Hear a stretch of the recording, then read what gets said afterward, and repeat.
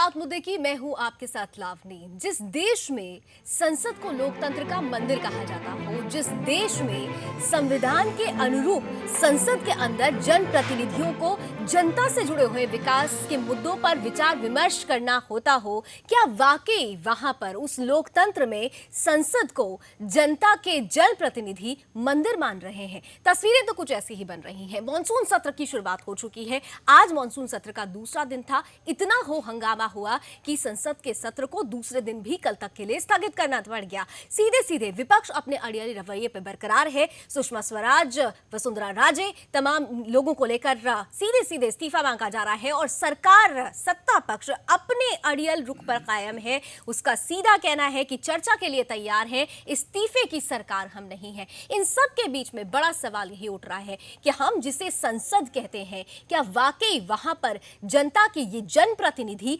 जनता के बारे में सोच रहे हैं, जनता के विकास के मुद्दों के बारे में सोच रहे हैं, या स्वयं की राजनीति कर रहे हैं? संसद या संसद? एक छोटी सी रिपोर्ट के साथ शुरुआत करते हैं और फिर इस चर्चा की भी शुरुआत करेंगे।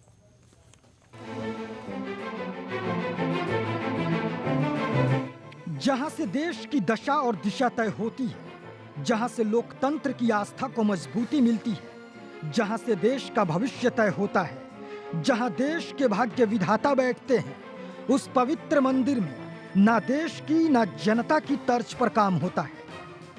शुरुआती दिनों में संसद की गरिमा का ध्यान रखते हुए शालीनता के साथ आरोप प्रत्यारोप भी लगते थे और हंगामा भी होता था।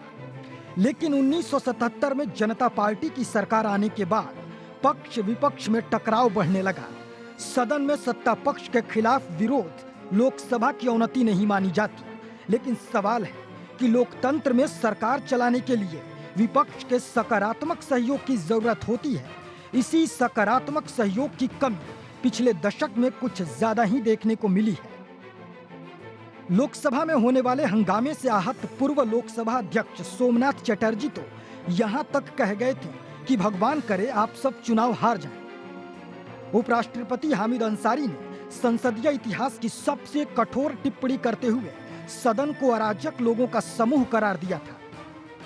राष्ट्रपति प्रणब मुखर्जी ने संसद के हंगामेदार स्वरूप को देश के लिए शर्मनाक और चिंताजनक बताकर संसद सदस्यों को आगाह किया था।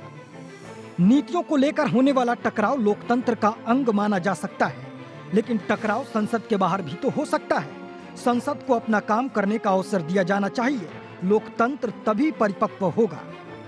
11वीं लोकसभा में 5%, 12वीं लोकसभा में 10%, 13वीं लोकसभा में 19%, 14वीं लोकसभा में 38%, 15वीं लोकसभा में 28% समय की बर्बादी हुई। संसद के किसी भी सदन की कार्यवाही पर हर मिनट 2.5 लाख रुपए खर्च होते हैं। 2004 में सांसद फौली नारीमन ने संसदीय कार्यवाही में रुकावट डालने वाले सांसदों को बैठक भत्ता से वंचित करने का बिल लाया था। 2009 में सांसद राजगोपाल ने संसद की कार्यवाही रोकने वाले और संसद की कार्यवाही को बाधित करने वाले सांसदों की सदस्यता समाप्त करने का बिल लाया था। हुआ कुछ नहीं, ना तो बिल पास हुआ और ना ही चर्चा हुई।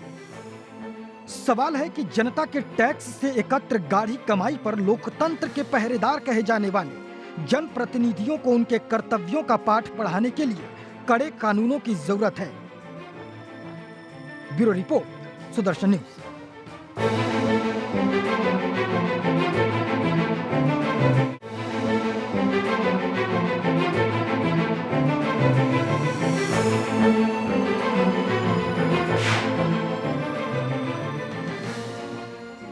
तो ये है हमारी संसद की तस्वीर, जहां पर अमूमन एक दिन की कार्रवाई का खर्च होता है 2 करोड़ रुपए। आप समझ सकते हैं कि जनता की गाड़ी कमाई को किस तरीके से हमारे जो प्रतिनिधि हैं, हमारे और आपके जो प्रतिनिधि हैं, बर्बाद कर देते हैं हो हंगामा करके। और इस तरीके से जो मूल्य मुद्दे होते हैं वो भटक जाते हैं और स्वयं मुद्दे जिसे कहना चाहिए वो सामने आ जाते हैं। मेरे साथ 3 मेहमान इस वक्त पैनल का हिस्सा बन चुके हैं। स्वागत करना चाहूंगी। मेरे साथ बीजेपी से जुड़ रहे हैं अभय वर्मा जी, बहुत बहुत स्वागत।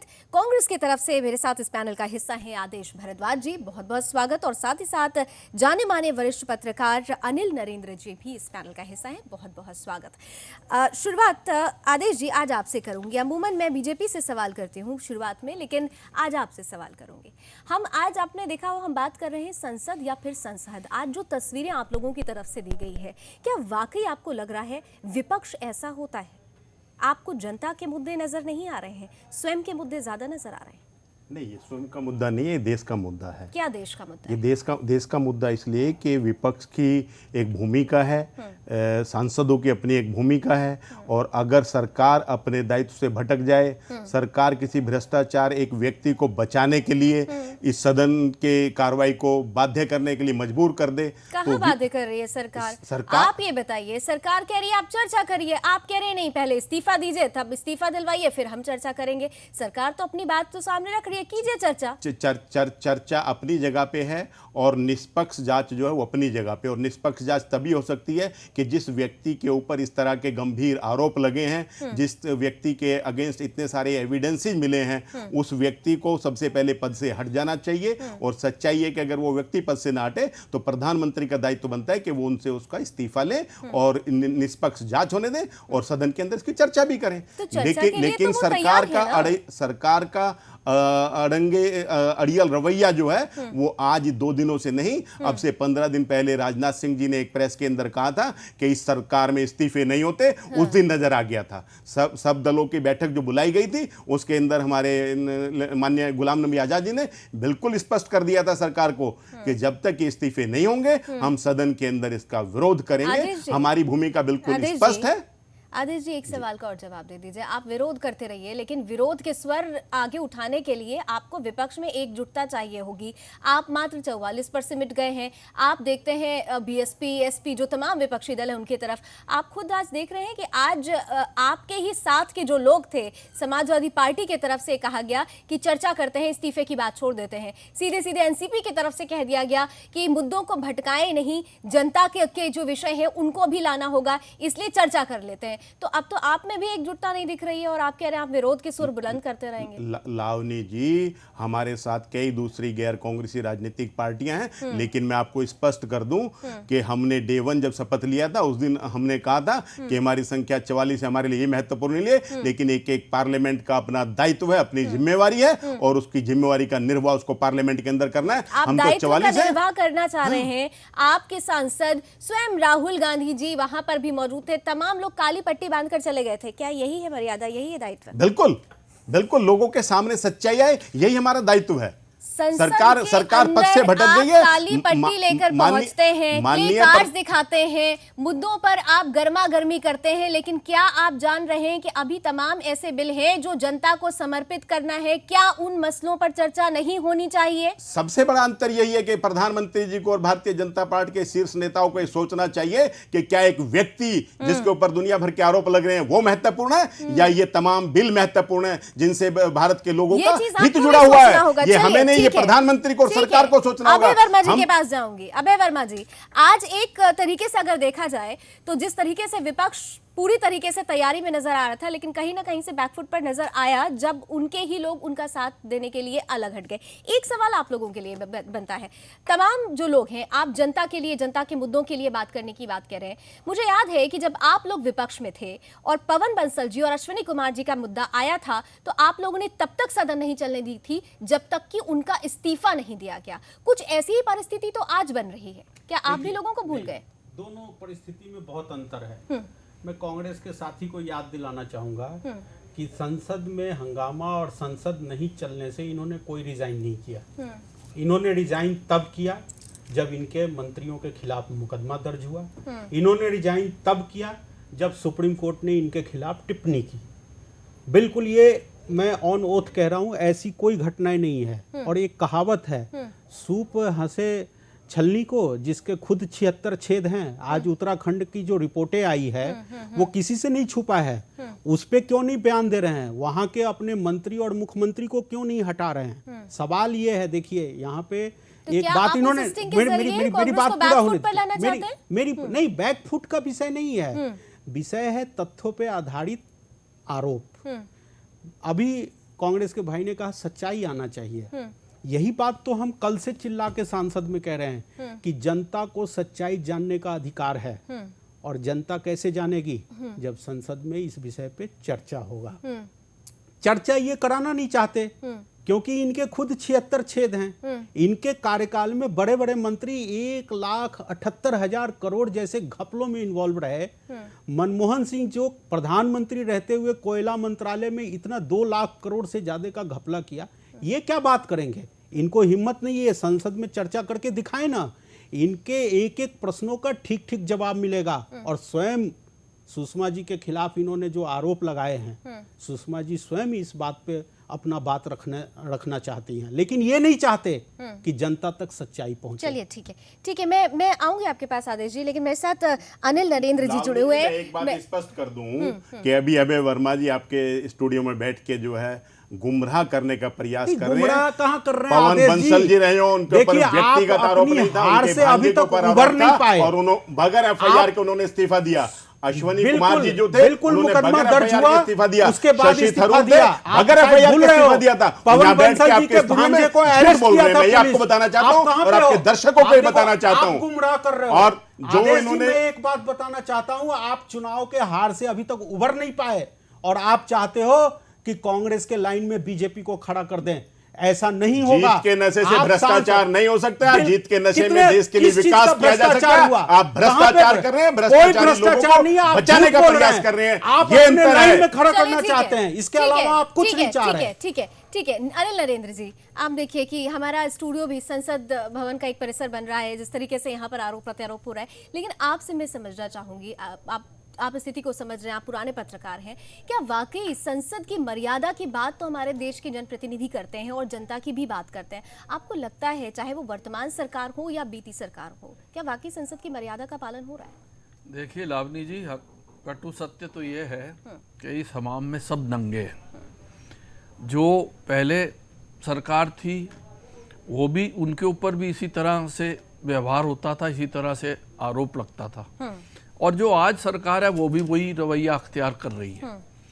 मैं सुदर्शन चैनल के माध्यम से अपने भाई लोगों को, सबको एक सजेशन देना चाहता हूँ।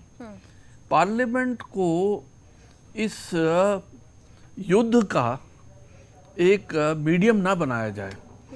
बेहतर होगा कि अगर ये टेलीविज़न पर इस सब्जेक्ट्स पर डिबेट करें। मकसद यही है कि जनता तक अपने जो इनके कॉन्स्टिट्यूएंसी है वहाँ तक बात इनकी पहुँचे, वहाँ करें। पार्लियामेंट में जो काम पार्लियामेंट जिसके लिए बना है उस पे कर लें। देखिए ये सारी सिचुएशन कॉम्प्लिकेट और ज़्यादा बढ़ी तब है जब से इलेक्ट्रॉनिक चैनल आया, माफ़ करना, क्योंकि इलेक्ट्रॉनिक चैनल से सांसदों को ये लगता है कि हम अब सारा देश हमें देख रहा है, इंक्लूडिंग हमारे अपने जो नुमाइंदे हैं, अपने जो वोटर हैं, इसलिए वो बढ़ चढ़ के उसमें भाग लेते हैं। बहुत सारा मैं इसे ड्रामा मानता हूँ। लेकिन सर मैं माफी चाहती हूँ, मैं यहाँ पर मैं अपनी तरफ से बात रखना चाहूंगी कि इलेक्ट्रॉनिक चैनल्स को लोग जरूर सवाल खड़ा कर देते हैं, लेकिन ये मीडिया ही है, ये इलेक्ट्रॉनिक चैनल है जो सच्चाई सामने रखता है। और जनता भी हमारे देश की इतनी ज्यादा कहना चाहिए पब्लिक है, सब जानती है। अगर जनता समझती नहीं और चीखम चिल्ला और इस तरीके के विरोधों को ध्यान रखती, तो जिस तरीके से सत्ता परिवर्तन हुआ है 30 सालों के बाद, अगर एक नई सरकार आई है, पूर्ण बहुमत के साथ सरकार आई है, तो कहीं ना कहीं से क्रेडिट मीडिया को जरूर जाता है सच्चाई दिखाने के लिए। देखिए इसमें लावनी जी एक मिनट भाई साहब, देखिए मैं ये नहीं कह रहा, बात ये है कि इलेक्ट्रॉनिक चैनल्स और प्रिंट मीडिया हर एक का अपना अपना रोल है। ठीक है, ऐसा नहीं उसको बिल्कुल नेगेट किया जा सकता। हम मुद्दे पर आ जाते हैं। हम ये जानना चाह रहे हैं संसद की मर्यादा की जो बात है। हाँ जी, एक बात जोड़ूंगा जी कि मीडिया की भूमिका दिनों दिन बढ़ी है। और एक बात सच है कि मीडिया के माध्यम से एक जो पब्लिक परसेप्शंस है उसको नकारा नहीं जा सकता। और उसमें मीडिया अहम भूमिका अदा करता है, ठीक है, जिसका परिणाम आप दिल्ली चुनाव भी देख सकते हैं और लोकसभा का चुनाव भी, इसमें कोई दो राय नहीं है। ठीक है, लेकिन ट्रुथ लाने में मीडिया की भी अच्छी भूमिका है, सच्चाई को सामने लाने में। चलिए हम मुद्दे पे वापस आते हैं। हम इस विषय पे किसी और दिन फिर चर्चा जरूर करेंगे। हमारा मेन मकसद और मेन मुद्दा यही है, आज हम इसलिए संसद के इस मसले को उठा के बैठे। अमूमन हर जगह बातें हो रही हैं कि संसद में हंगामा स्वाभाविक है और शायद राजनीति का संविधान के अंदर जो संसद है उसके तहत ऐसी तस्वीरें बनती भी हैं। लेकिन सबसे अहम सवाल यही है, चाहे आदेश भारद्वाज जी हूँ, कांग्रेस से प्रतिनिधि हैं, चाहे अभय जी मैं आपकी बात करूं, आप बीजेपी से प्रतिनिधि हैं, आप खुद जानते हैं जनता की गाढ़ी कमाई का इस्तेमाल होता है सदन की एक दिन की कार्रवाई में। आप सोचिए कि 2 करोड़ रुपए किस तरीके से भेंट चढ़ जाते हैं। तमाम ऐसे किसान हैं जो मर रहे हैं, कर्ज माफी के लिए गुहार लगा रहे हैं। अगर उन्हीं किसानों को ये पैसे पहुंच जाए तो शायद उनको आत्महत्या करने का भी ऐसी कोई स्थिति नहीं बने। ये बड़ा सवाल है। तो कुछ हद तक सरकार को भी ये सोचना होगा कि चलिए ठीक है, कुछ बातें हम भी मानते हैं, कुछ बातें वो भी मानेंगे। आपको नहीं लगता?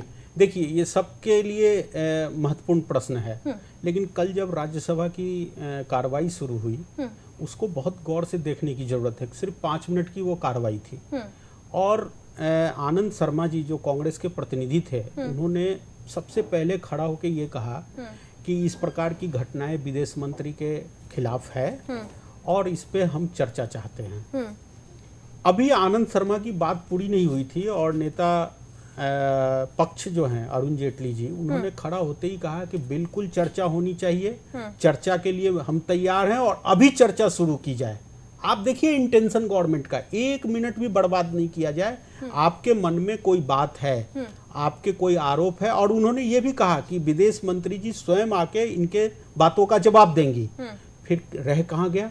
सत्ता पक्ष तो चाहता है कि आपके जो आरोप हैं जनता के सामने आना चाहिए। अल्टीमेटली हमें या कांग्रेस को, सबको जनता के बीच में जाना है और जनता ही अपना निर्णय देती है। आदेश जी, एक बात तो साफ है कि पहले ही सरकार की तरफ से कहा जा चुका है, गृह मंत्री राजनाथ सिंह का वो बयान आपको याद होगा कि हमारी सरकार इस्तीफे की सरकार नहीं है। यानी ये तो फिक्स इसको मैं थोड़ा सा क्लियर नहीं, लवलीन जी, इसको मैं थोड़ा क्लियर करना चाहूंगा।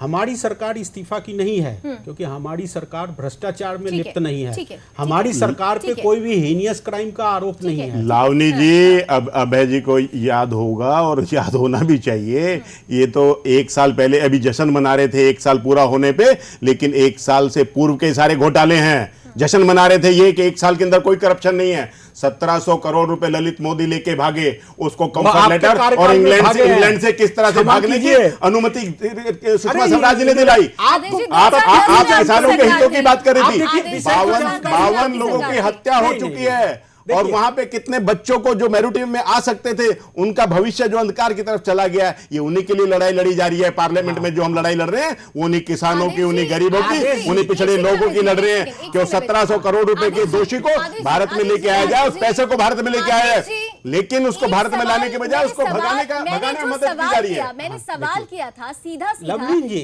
देखिए एक विषय आया है इनका, मेरे को मैं जरूर आपका जवाब दूंगी, लेकिन आदेश जी को जो मेरा सवाल था कि जब एक सरकार आपको क्लियर कर चुकी है कि हमारी सरकार इस्तीफे की सरकार नहीं है, तो फिर आपको उसी रणनीति के तहत क्या उतरना चाहिए? वो साफ कह रहे हैं, यानी आप भी समय बर्बाद करना चाहते हैं, आप भी नहीं चाहते कि मुद्दे जो है किसी भी तरीके से जो असल मुद्दे हैं वो सामने आए। जनता की बात आप जरूर मुंह से करते हैं, लेकिन आपकी करनी में नजर नहीं आता। वो तो क्लियर कर चुके हैं। लावनी जी, ये तो चुनी हुई सरकार है। हमने तो इस देश साल में 65 साल अंग्रेजों के खिलाफ लड़ाई लड़ी, तब हम नहीं घबराए। अगर एक व्यक्ति इनकी सरकार का ये कह देता है कि हमारी इस्तीफे की सरकार नहीं है, तो क्या हम उसकी बात को मान के और देश के लोगों के मुद्दों को छोड़ के इनके आगे झुक जाएं? हम किसी भी परिस्थिति में नहीं झुकेंगे।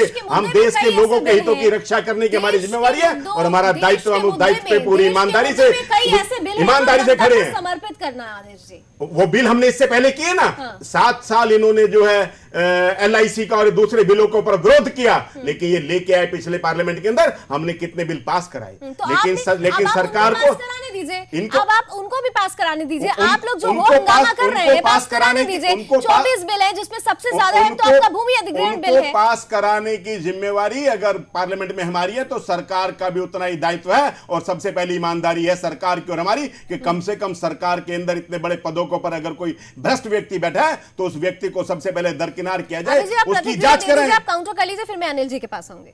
मैं सिर्फ इतना कहना चाहूंगा, क्षमा करें मेरे कांग्रेस के साथी, कम से कम तथ्यों की पूरी जानकारी होनी चाहिए।